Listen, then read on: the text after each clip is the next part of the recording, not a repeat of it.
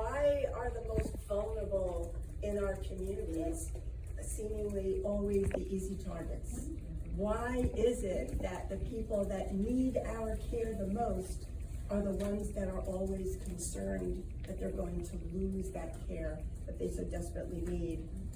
Here in New York State, 2.8 million New York residents are recipients of SNAP.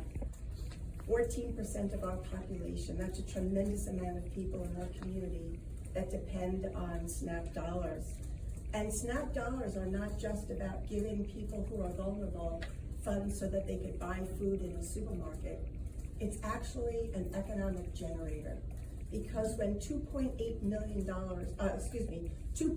million residents are receiving funding, they're taking those funds and spending them in our supermarkets and our bodegas and our delis to buy food for their families.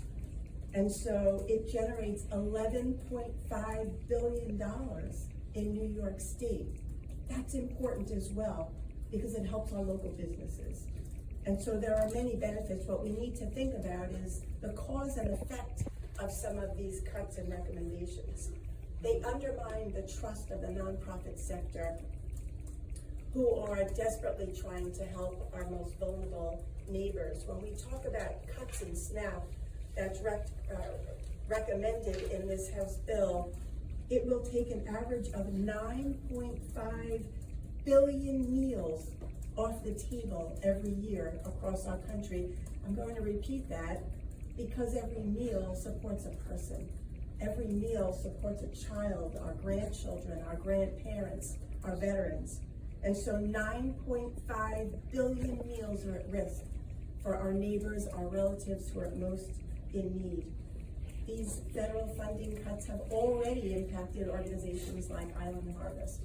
We've gotten word of a reduction of $1.7 million, which already has taken 1 million meals off the table for Island Harvest to distribute to our community.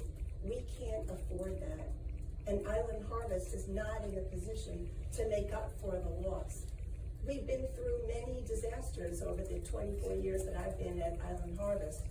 We've gotten ourselves through the pandemic, Superstorm Sandy, recessions, government shutdowns. And in all of those times, we've been able to turn to our contributors, our investors in our mission to help us through some of the tough times. We've reached out to those funders, and they've told us they're not sure if they can help us now because they're not sure about the stability of their investments in their own funds. And so they don't know if they can make additional gifts to organizations like Island Harvest so we could put food on the table for grandparents, for children, and for veterans and families who desperately need it. Many Long Islanders already don't qualify for benefits because the cost of living is so high here on Long Island. And so why is it that in the richest community with some of the richest zip codes in the country, Island Harvest is helping over 200,000 people each year?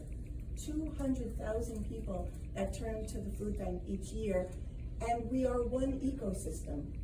And so if there are cuts in other industries, in housing, in mental health, in Medicaid, whatever it may be, it always means that people have to make decisions about where to cut in their own family budget.